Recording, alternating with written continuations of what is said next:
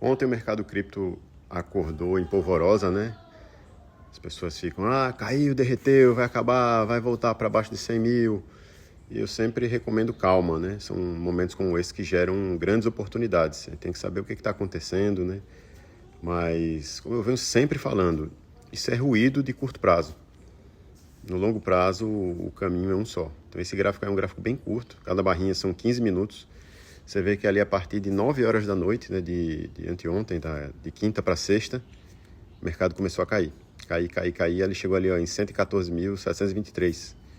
Mas, ao longo do dia, as coisas foram se acalmando e já voltamos até mesmo acima ali de perto de 118 mil, né? Bateu ali 117.900 quase. Mas, como eu falei, a gente tem que ter calma e procurar saber o que está acontecendo. Então, realmente, foi uma notícia de curto prazo. Se vocês lembrarem, eu postei aqui, tem uns 15 dias, que uma carteira que estava parada desde 2013, ela movimentou 80 mil bitcoins. Então, eram bitcoins que não tinham se mexido desde aquela época. 2013 foi 2011. Eu vou resgatar aqui o post, botar aqui em sequência. E movimentou 80 mil bitcoins. Isso, na cotação atual, dá mais de 9 bilhões de dólares. Na época, esse cara era avaliado essa carteira em torno de 10 mil dólares. Então, transformou 10 mil dólares em quase 10 bilhões de dólares.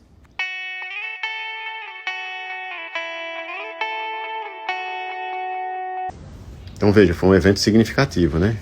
Em 4 de julho, foram esses posts, esses 80 mil bitcoins foram movidos de carteira. Eles estavam parados há todo esse tempo e foram movidos, né? E ontem saiu a notícia de que eles tinham sido transferidos para uma corretora chamada Galaxy. Ela é listada na Bolsa Americana e essa empresa noticiou que conseguiu vender com sucesso os 80 mil bitcoins. Tá? Vou botar aqui em seguida a nota dessa empresa informando. Então tá aqui a nota, eu vou deixar o link do Twitter mostrando aí ó, que ela executou uma das maiores transações de Bitcoin já feitas de todos os tempos, né? Então, 80 mil Bitcoins avaliados em 9 bilhões de dólares. Mas tem uma reflexão sobre isso, tá? Vou deixar aqui o link dessa notícia. Então aqui, ó, a notícia que eu trago é a seguinte: o governo alemão, no passado, decidiu vender todos os Bitcoins que ele tinha. Bitcoins que ele vai apreendendo, né, de crimes, que ele vai confiscando. Então, ele tinha 50 mil Bitcoins. Decidiu vender no mercado, mandar lá numa corretora, acho que foi via OTC, e despejou. Né? Não quis saber de fazer preço médio, nada. Não, quero só o dinheiro. Né? Na época, o Bitcoin estava sendo cotado próximo a 70 mil dólares, certo? E ele passou quase um mês vendendo. Ele vendeu do dia 19 de junho até o dia 12 de julho. Mas vejam o impacto que isso causou no preço. Aqui eu peguei, ó, gráfico diário, desde quando ele começou a vender até terminar. Então, aproximadamente de 70 mil até 53.500. Então, derrubou o preço feio. Na época, foi o mesmo Deus nos acuda, né? Tipo assim, o Bitcoin vai a zero, não vai valer mais nada, acabou. Mesma ladainha que a gente escuta toda vez que o preço se movimenta com mais força. Mas a reflexão que eu faço é a seguinte: veja percentualmente quanto isso representa. Porque aí, ó, caiu cerca de 16 mil dólares, né? Mas estava em 70 mil. Ontem caiu vou arredondar aqui, de 118 para pouco abaixo de 115, que é 3.500 dólares. Só que 3.500 em cima de 118 mil. Vamos ver isso em percentual. Essa queda aqui foi da venda do governo alemão, tá? Entre junho e julho de 2024. Uma queda aproximada aí de 22%, né? E demorou alguns dias, quase um mês vendendo e derrubando o preço em 22%, certo? Aqui, ó, eu fiz questão de manter a escala que eu falo de tamanho. Eu não aumentei os candles. Ele está aqui no formato logarítmico, tá? Então, assim, a proporção é a mesma, certo? Então, veja que ocorreu tudo num dia só, aquela setinha amarela. Não aparece uma faixa de valores, porque foi tudo em um dia. E foi uma queda de aproximadamente 3%, tá certo?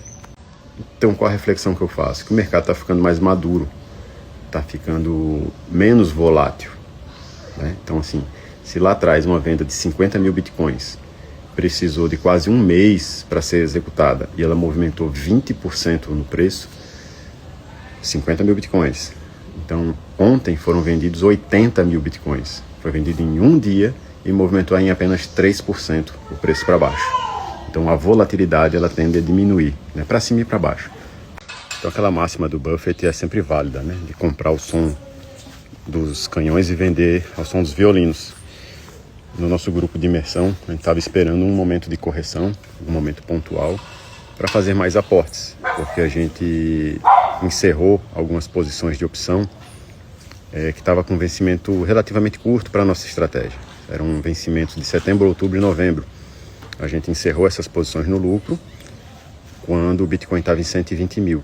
Então a gente embolsou um lucro razoável e fez caixa para um momento como esse. Então, quando o Bitcoin agora caiu, a gente aproveitou para reabrir novas opções, mas com vencimentos um pouquinho mais longos, vencimentos para dezembro e janeiro. Então esse aqui é o grupo que eu tenho, né? Foi um curso que eu fiz em maio, justamente por ver essa simetria, né? Que eu fiquei agoniado, porque eu vi que o Bitcoin estava ali, que ele ia estourar, ele ainda estava na casa dos 100, 102 mil. E aí eu corri, fiz essa imersão, para pessoas até iniciantes, outras nem tanto, mas que a cereja do bolo fosse a estratégia de opções, né? E aí eu montei esse grupo e eu mando sugestões, tá? Não gosto de dizer que é call, né? Eu digo, ó, o que eu estou fazendo é isso, se vocês quiserem seguir. Então vocês podem ver que no dia 25 de julho eu falei, ó, uma retração saudável que pode ir até 112 mil e vamos fazer novas entradas hoje. Então aqui é o padrãozinho que a gente faz das calls. Coloco qual é o ativo, quem trabalha com mais de um ativo, todos correlacionados com o Bitcoin, uns com mais risco, outros com menos risco. Qual o vencimento, qual o strike e qual o prêmio, faixa de prêmio, né? Porque varia um pouco. E depois eu mando áudios explicando qual a estratégia, qual o racional, qual o risco, se você quer entrar ou não, né? Aí fica a seu critério. Aqui já tem alguém perguntando, né? Como é que o governo confisca? Se tiver em autocustódia, ele não confisca, certo? A não ser que você deixe as suas 12 palavras num cofre, né? Então ele faz uma batida policial, acha 12 palavras, faz o backup da sua carteira e confisca, né? Transfere para uma carteira de posse do governo. Ou se ele tiver em alguma corretora. Se tiver em corretora, o governo pode mandar uma ordem judicial falando, corretora, transfira esses bitcoins para minha carteira, senão eu prendo o presidente da corretora, né? O CEO da corretora. Então é por isso que é muito importante você fazer autocustódia e saber você gerenciar as suas chaves, né? Tudo isso faz parte dos cursos que serão lançados essa semana, né? Tanto autocustódia, quanto fazer carteira offline, carteira que nunca foi para a internet, como é que isso funciona, as estratégias de opções, né, de derivativos, explicando quais as vantagens em relação ao mercado alavancado de futuros, né? E tudo isso essa semana.